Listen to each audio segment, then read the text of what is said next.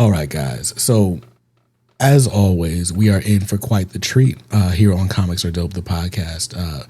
Today, I am sitting with a 25-year veteran of the United States Air Force, a really accomplished writer and founder of Acre Comics, which is home to such titles as Magnus Jakuta, Akoma, Aegis Dawn, The Meadows, Diary of the Stray Dogs. Like, if I keep reading these titles, that's all we would accomplish on this podcast episode. So, here to talk about his journey into comics, all the life lived thus far, and some really interesting ways of bringing stories to people who may not fit the traditional comics buying audience is Mr. Frederick J. Littles.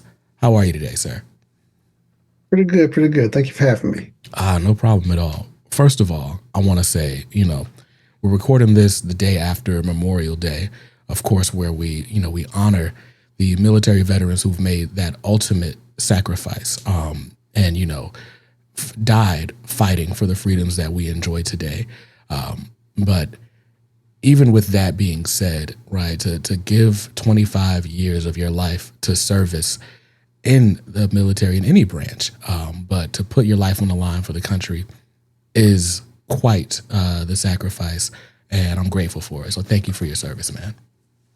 Thank you. Thank you. I really appreciate that. Thank you. Oh, no problem at all. So of course, I want to kind of dive right in. Like I said, I was telling you pre-show, because it's our first time, really getting to know one another. I like to start from the beginning and just kind of get a feel for your background and what got you into comics. So interesting story, right? There's 2 points in my life, and it happened kind of like almost at the same exact time frame. That really kind of like got me back into comics. Uh, in 2018, I lost my mom to cancer. And so that was a tremendous turning point in my life because it sent me through a deep, deep spiral of depression. But also during the time frame, something, a phenomenon and everything happened with Black Panther, with that movie. And, I had to find a way to, fight this depression from the loss of my mom. And I fell back to love into writing again. So I started journaling quite a bit. And during this time frame, though, there were two stories that came to me in a cold sweat in the middle of the morning, 3 o'clock in the morning. I jumped out of my sleep and I got my phone and just started typing. And it was just two stories that's just, I don't know who was speaking to me at that point in time. Maybe my mom was speaking to me and everything. But I felt like I had to draft the outline at least of those stories.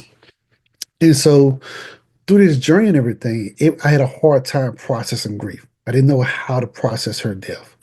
And so through writing, it allowed me to really fall back into love and everything with comics. So I started digging into Static again.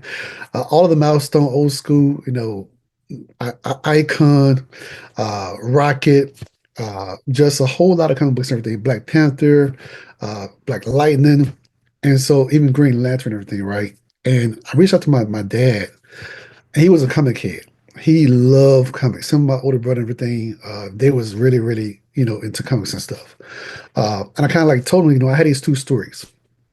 I would like to write a book, but I don't know how to start everything, right? So I took a couple classes, everything, for individuals and stuff that was in the industry and everything already.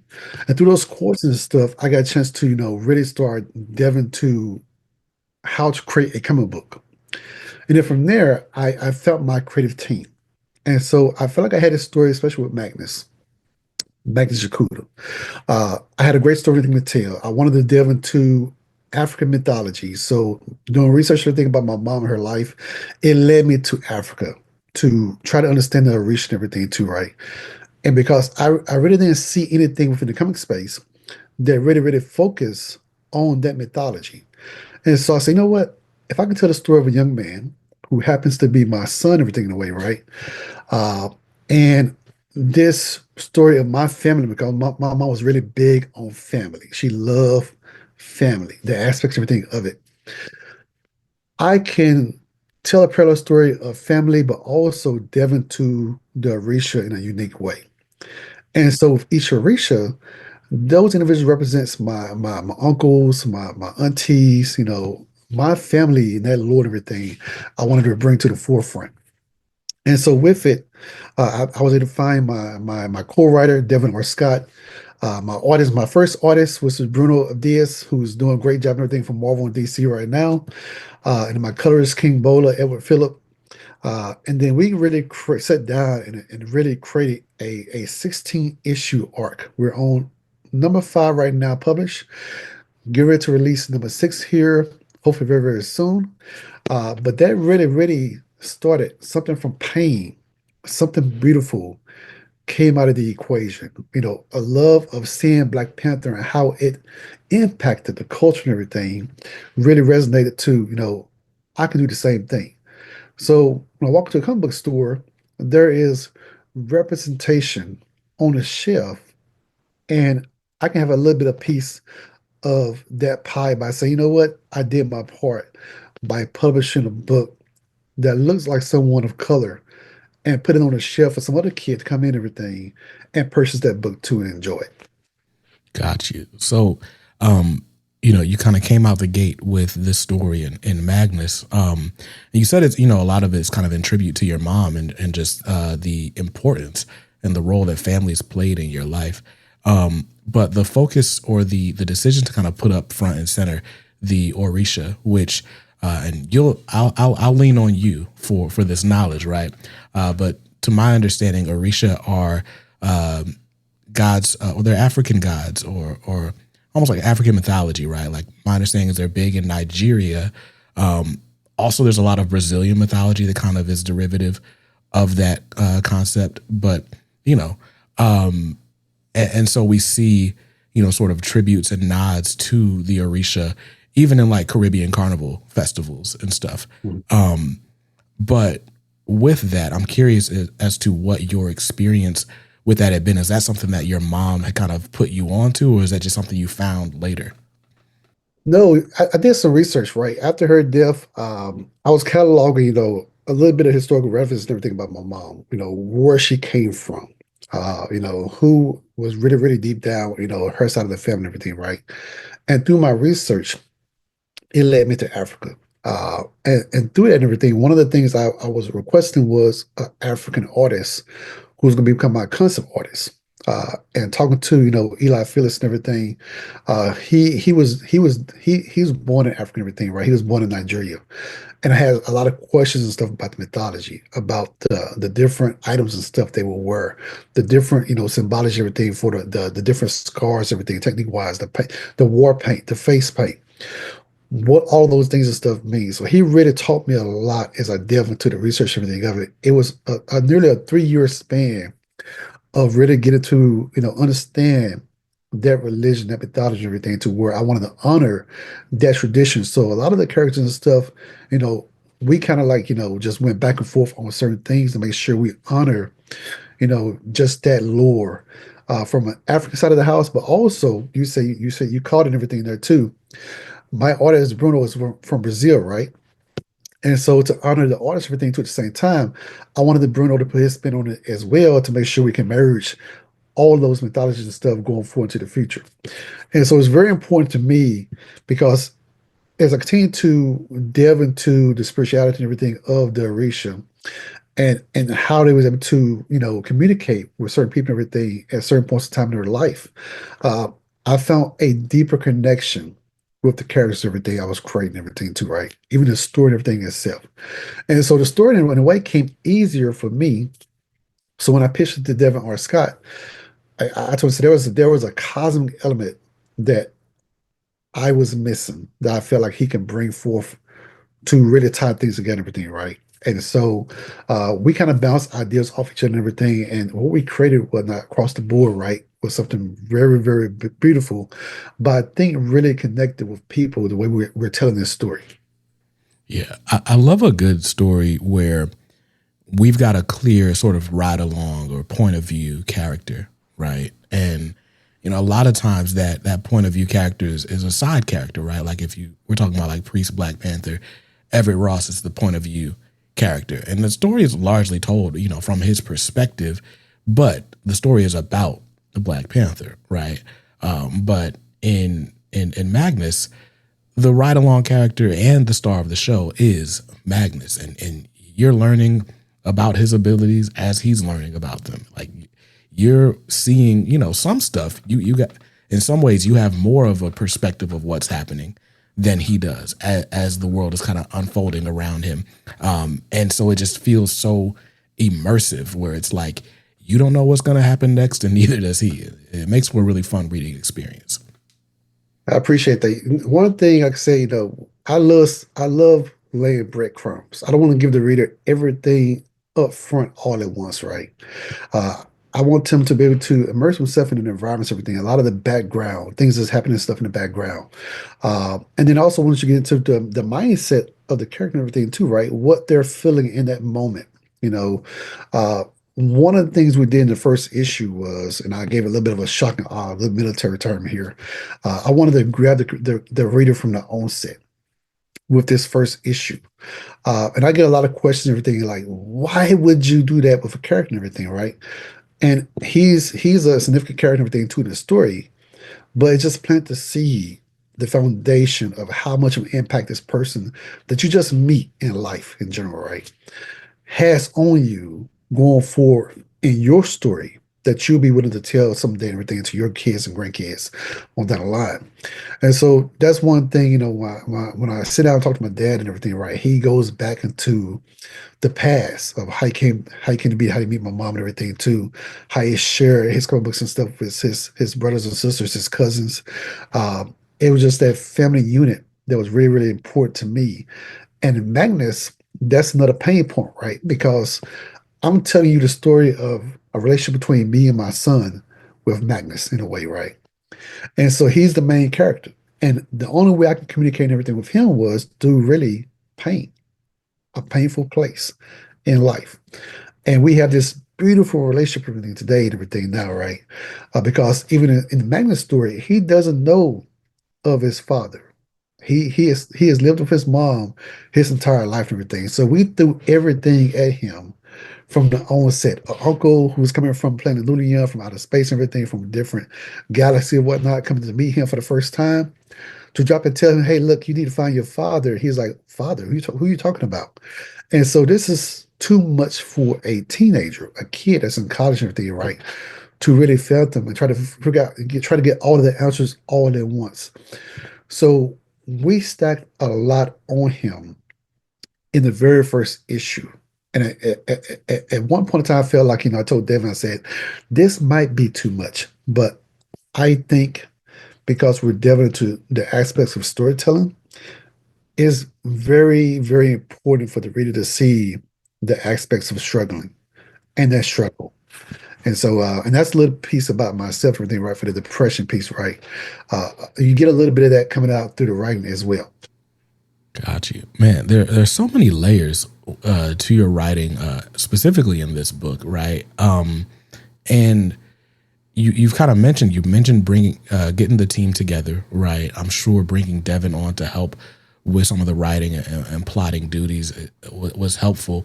But even with all of that said, right, it's kind of mind blowing to me that this book is like, among your first project. Like between the art, the layers, and the sort of cosmic storytelling. Like right now, I'm taking the plunge. I've been finding books and magazines about comic book writing and kind of just, but I've never taken a creative writing class or anything like that. I imagine the first time I write a comic, it'll be like, here's what I ate for breakfast yesterday. Let's try to make it interesting, right? But when I'm looking at Magnus, I'm like, gosh, there are so many layers to this. I'm curious as to like sort of where that comes from. Did you have any sort of creative writing background? And I know you said you took some classes. Like, what were these classes? Let's give some shout outs because Yeah, so clearly it worked. so being in the military, right, I got a chance to just go and travel the world. And I got a chance to just go to different museums, different art galleries, just different places and everything that really had a huge impact on me to where, uh, I go back to my high school teachers, my art teacher, Mrs. Welch. My drama teacher, Mrs. Robinson, who really taught me the guilt and everything of just delving to just anything and putting it on paper and just letting it flow. Miss Walker, Miss Harvey. These are my English teachers and everything too, right? They gave us books and stuff to make sure we read and everything too, to just really understand that critical element, that critical lens of telling a story. And so that started my journey, right? Which, I told a lot of stories back in my junior high school days. I drew quite a bit and everything too at the same time until I got to college. And then music became my passion to where, I played in the band and everything to where it expanded my memory base in a way to be able to just recall things. And so there was mechanisms and stuff that allowed me to unlock certain things. It wasn't really until I really started getting to uh, focusing on research. So I'm a professor, so I teach at the University of Arizona, and I really delve into, my background is leadership and management. But one of the biggest aspects of leadership was servant leadership that really paved the way for me to unlock that research about humility and giving back to community and everything, right?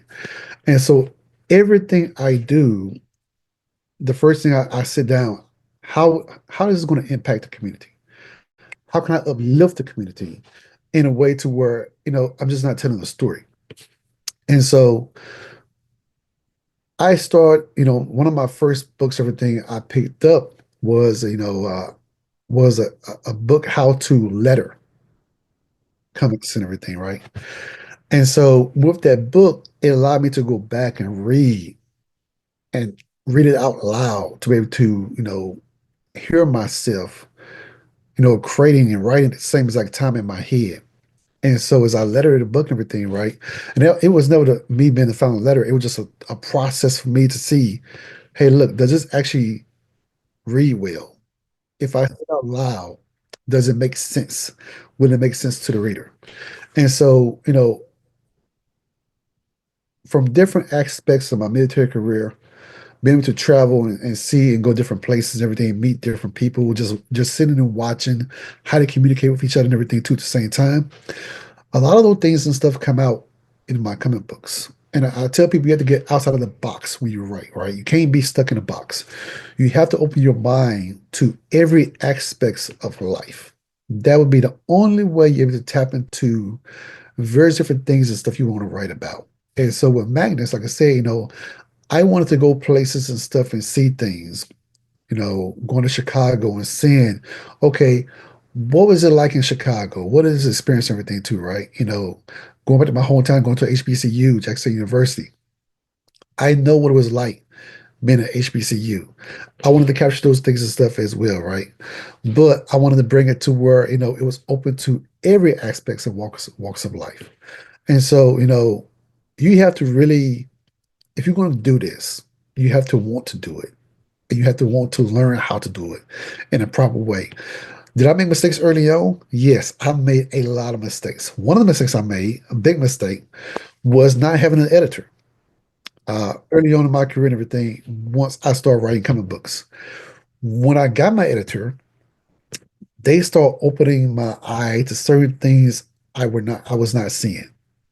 And I was missing a lot of things. Pacing, flowing, from panel to panel to turn pages. All of those things and stuff that's very important when it comes to the reading experience.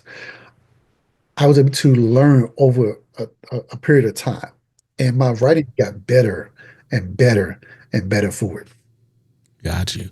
So, you mentioned sort of traveling the world, and I'm curious. Before I get into that question, though, I have to say, right, like we're talking about creative writing, and I knew this was a really creative book when in the first issue, the Bulls won by 70 points. I was like, oh yeah, this is a fantasy world for real.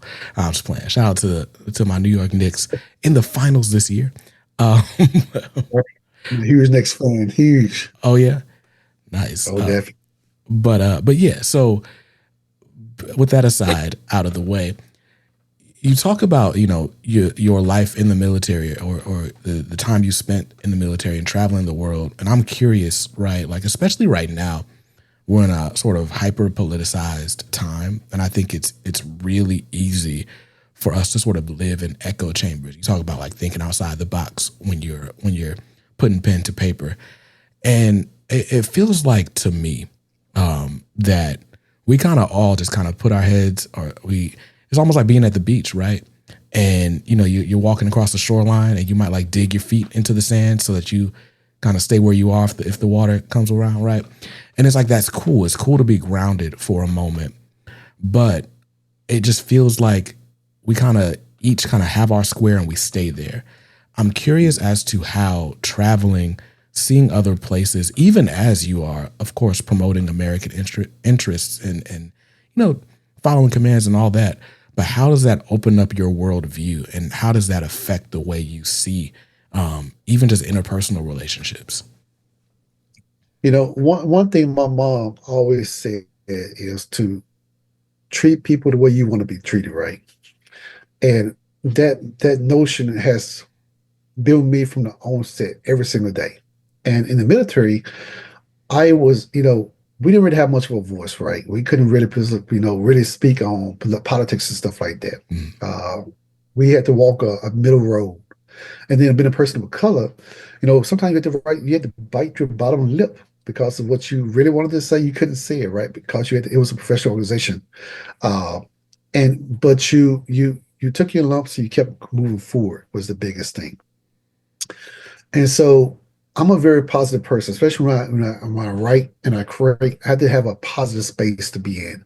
I never try to be around negativity and everything, right? If there's negative and stuff like that that's happening in this space, I try to move away from it because it's going to impact, how I create and how I write and how I get to my energy, the energy I need to really be able to create in a positive manner, everything in this space. Uh, Now, are there times to be vocal? Yes, there are a lot of times to be vocal. There are ways to do it in a tactful manner to where, it doesn't come off as being, rough around the edges and stuff, right? And so 25 years in the Air Force really taught me how to hone that skill and be able to, not being the loudest person in the room, but speaking when it matters the most. Because when you speak, people listen. But if you're the loudest person in the room all the time, I guarantee a lot of people are tuning you out. So I use listening as a tool to where I'm able to take everything in. And when I'm ready to speak on a matter and everything, right, I will speak on it. And I know people will be listening. That's what leadership is all about. And within the comic space, oftentimes that's what's missing. So when I'm running a project, I put my leadership hat on. I make sure I establish a plan of action, everything to I bring the team together to create that buy-in to where they want to be a part of this project, right? And then from there, it's a fun time because everybody is in a creative spirit. They love what they're doing and everything. We bounce ideas off the wall. And we love this energy that comes with it because it's a positive place from the onset. And so as you walk through this world, and I go overseas often, right? Going to Korea, Japan, Germany, Italy, they embrace you. They love America, right? They love Americans and everything too because they want to know more about you, and you want to learn more about them. And so when I'm able to go to Italy and meet different people, and they introduce me to their families, and I'm sitting there eating pizza, spaghetti, pasta, you name it, right? And they make recommendations on places I need to go, places I need to go see. That's humanity at its best. And that's what it's about. And so when I treat people with respect and I honor their traditions, their cultures, everything, and I learn about a little bit more about them, we're not more different from each other than we think we are. And so we take it from that step in that lens, in that context, to where treat people just like just people, like your family.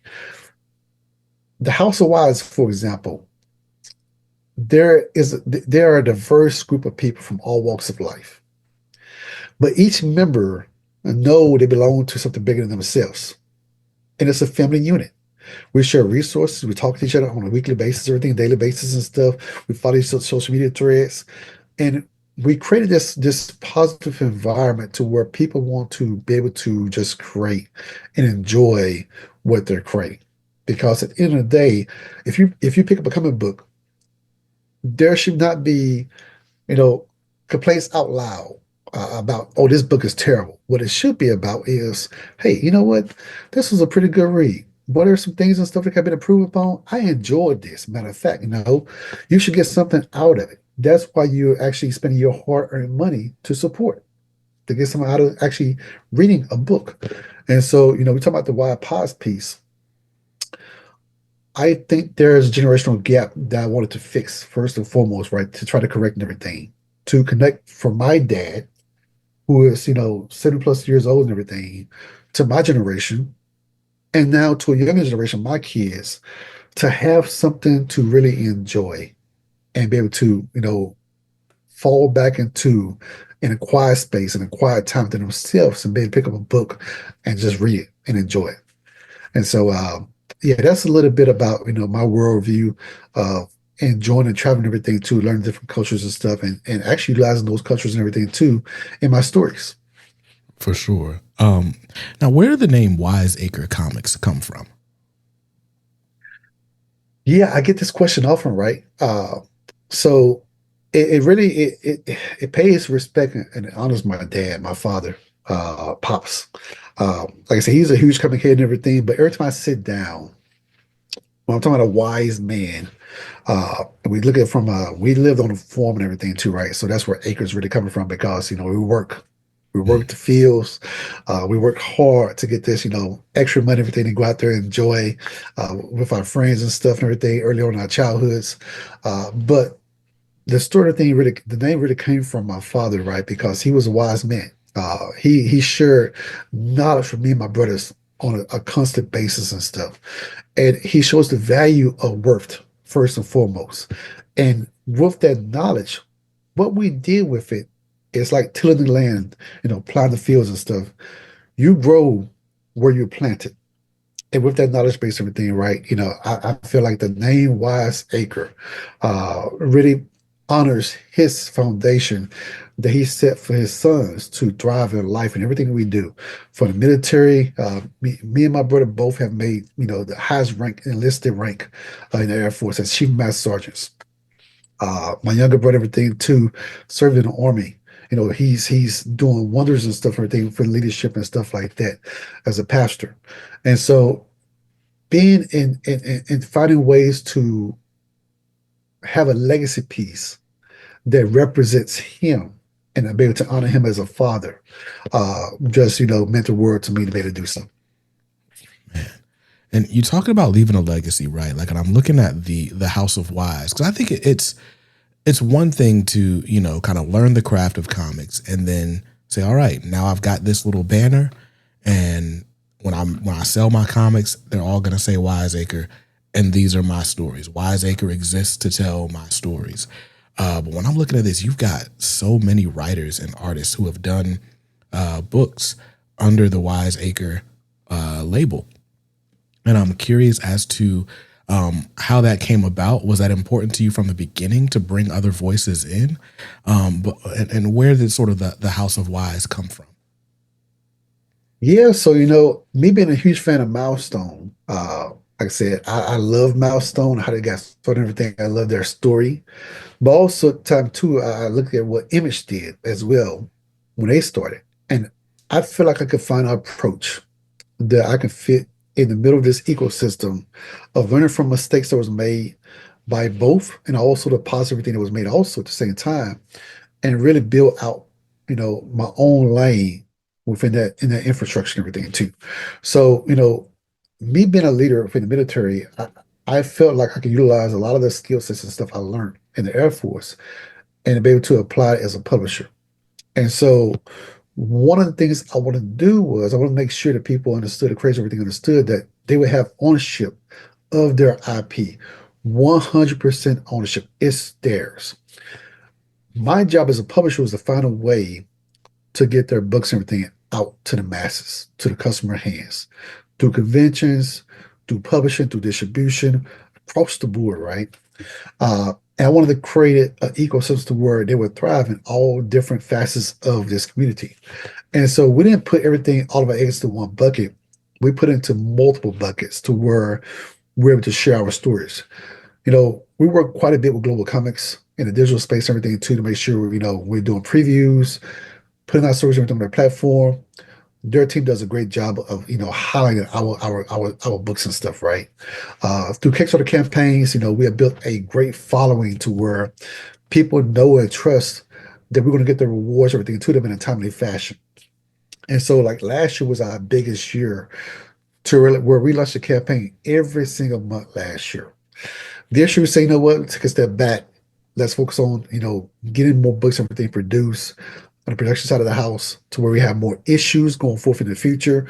So when the distribution pipeline, everything opens up, we'll be ready to go with books and everything to put them on shelves and stuff like that too. And so what we wanted to do, what I wanted to create was, again, a family ecosystem where creators, they felt like they belong to something. They felt like they belong to a space, a community that, was just about making money, but really enjoying creating stories, sharing stories, and loving your craft and what you do. And so every creator that's on this roster thing, they get welcome to this ecosystem, this family, to where, they just enjoy creating. And we don't judge them on what they create. So at the end of the day, the House of Wise, it's my second family away from my primary family, right? Because every day, every weekend or so, we talk to one another, and we got people in Italy, we got people in Slovenia, we got people in Hungary, all over the place, right? In Africa, and just to have this diverse unit to where we're able to create across a different variety of different genres. Where we don't focus on superhero, we focus on crime, again drama, from suspense across the board, right? Action, um, a slice of life. Our goal was to not become the next image. It was to become who we thought we were going to be, and that was just a family unit that's enjoyed creating stories and giving back in the capacity of, hey, look, we can tell uh, our own stories without any handcuffs whatsoever. We have a creative freedom to where we're not being restricted on what we can do, what we can say, and how we say it. And that creativity goes a long way. And so that's how the house and everything was really formed. Got you. So you've talked about kind of opening up access to this array of creators who you may cross paths with, and even just talking about being creative in distribution and opening up those channels, working with Global Comics. I think the first time I read one of your books was on Global Comics. It was during the Kickstarter campaign for Crisis, and you had the preview up on Global Comics. It was like, hey, if you want to read the rest, back the campaign and so on. And I think I had seen your name around like in different Facebook groups. You know how it is. You follow like one Black comics group, and it's like there's certain names that come up. There's Concrete, there's Acre, and Godhood shows up sometimes. Like there's a few different companies that pop up, and so I had seen the name, but I hadn't run across any comics. I hadn't seen them out in the convention or anything like that. Then I get hooked up with Global Comics, and I'm like, oh snap, there's a bunch of them right here. Let me just go ahead and take a look. And it's really awesome. The diverse array of titles that you guys have is really cool to see, especially coming from a Black owned company, right? Like a lot of times it's like you'll get one type of story, or not necessarily like one type of story, but a lot of times you'll follow a small indie publisher and they only have like one book, maybe two books, and they're kind of set in the same world, So it's really cool to see all of that. And speaking of diversity, you mentioned Milestone and how that was inspiring to you, just kind of all of the different types of people that they brought in and the different layers they brought to their storytelling. And that kind of brings me to the reason that I brought you on. So a few weeks ago, it's actually maybe about a month ago at this point, but I was speaking with Christopher Priest, who, was actually one of the co-founders of Milestone. He ended up leaving before the first books were published, but a lot of the groundwork for what became the Dakota universe was laid by Priest. And even after he left Milestone, he was still kind of their liaison in the DC offices. And one of the sort of sticking points that he had, I'm actually going to play the video of what he told me about sort of his ideas for distribution channels for Milestone Comics. I'm going to play that. I'm going to edit that in here. Let's find some new channels of distribution. Let's find some people who, want to distribute these comics in areas where these communities actually congregate, where they would have access to them. What I was advocating for was that we were going to drop ship free comics to barbershops and beauty shops and houses of worship and so forth.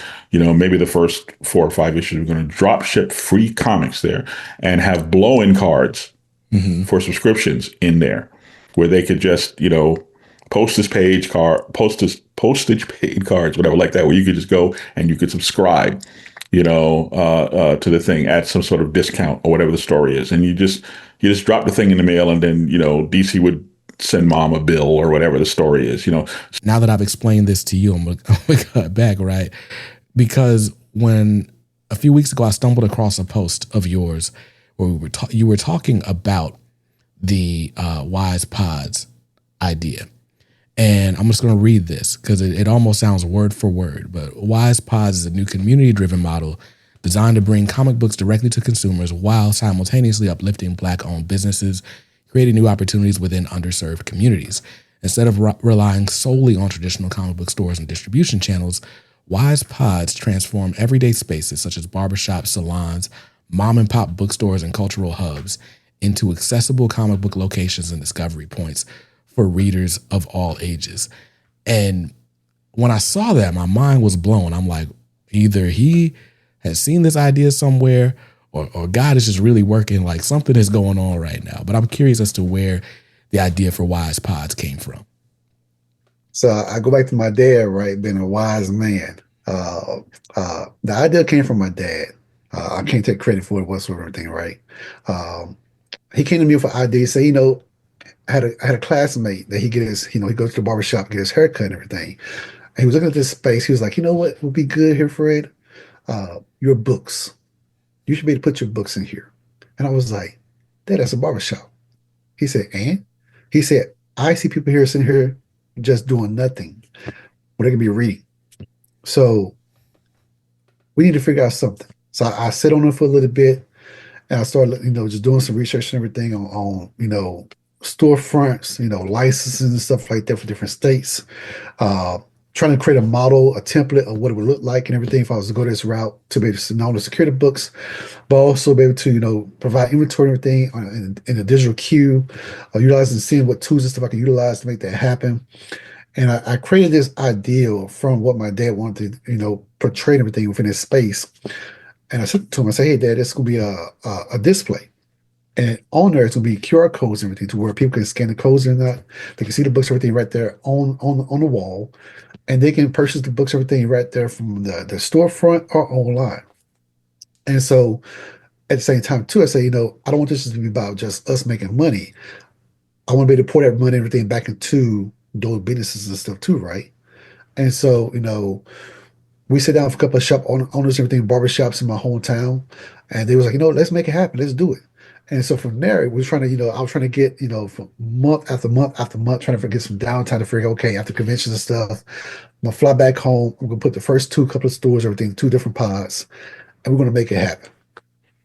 And so from that ideal, the seed that my dad and everything gave me, that he planted, grew roots. And from there, we were able to establish 2 pods from this ideal.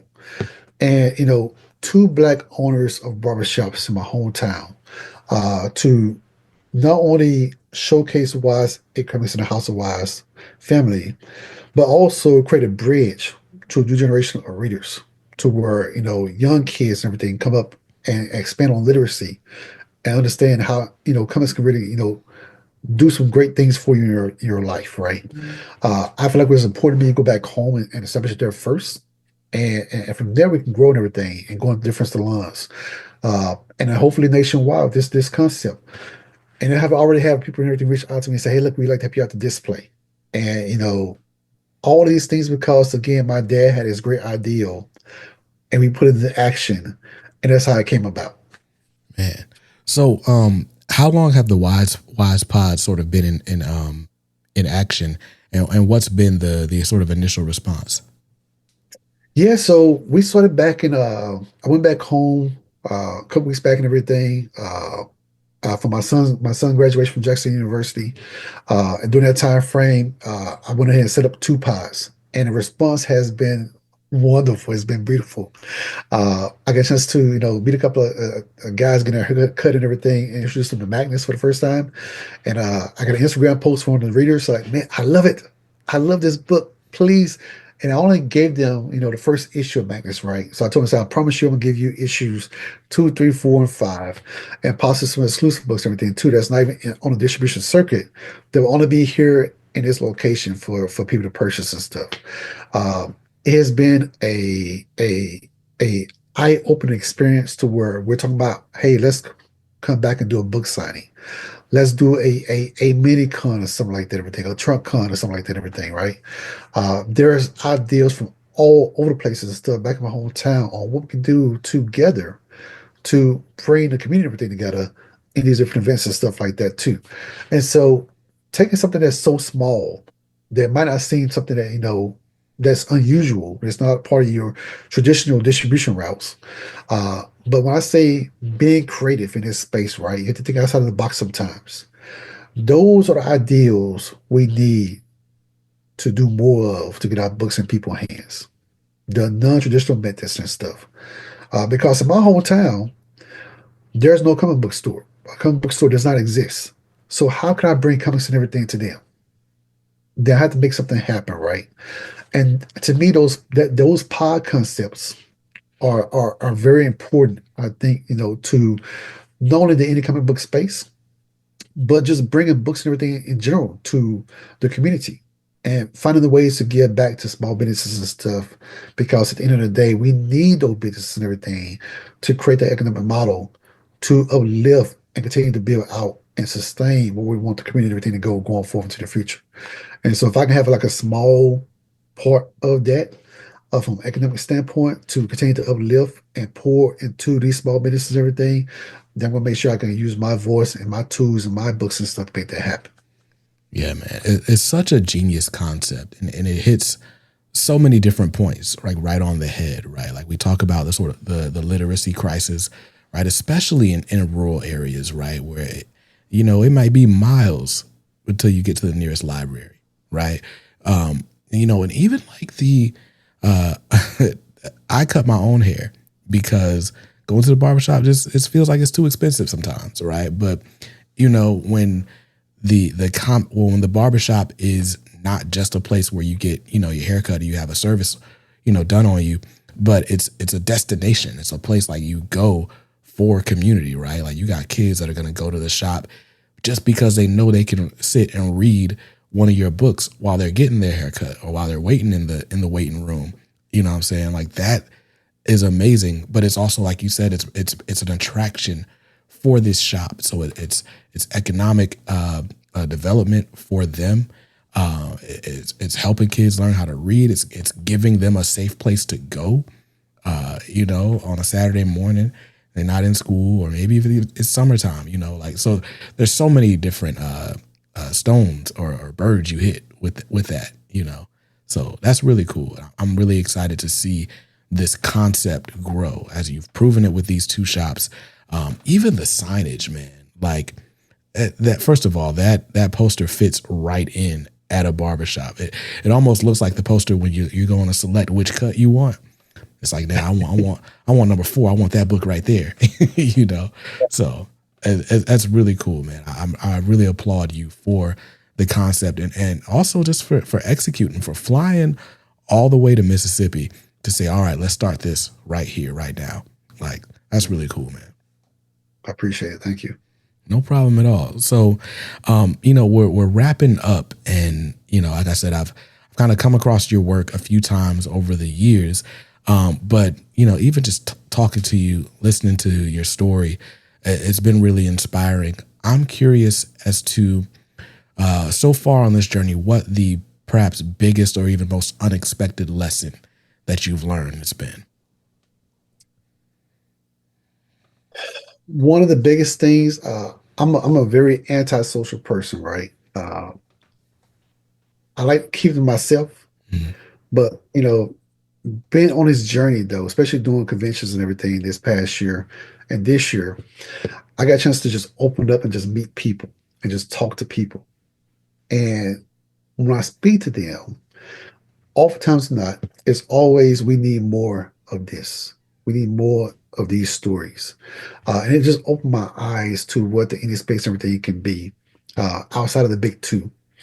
The indie space and everything is a welcoming space to where people enjoy and want to support in everything that you do, no matter what. Uh, and that's the beauty and everything of it. And so being more open to, allow people to come in and be able to share my story with them has been just a blessing in disguise because it got me out of my depression. It allowed me to properly grieve and everything my mom's death, and to really create a support system as I continue this journey.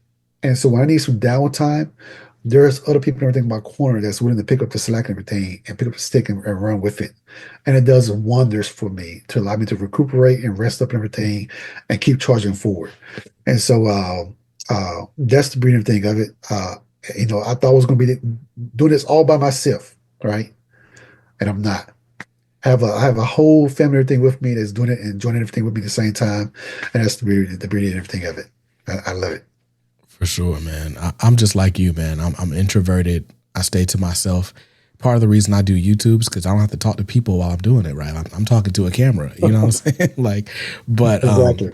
yeah, but being able to open up to people, to accept help, to learn and glean from other people. It's a one thing to read something in a book. It's another to have someone come alongside you and say, "Hey, man, I've been where you're trying to go. Let me help you out." Or, "I have felt how you feel right now. Here's how I got out of that."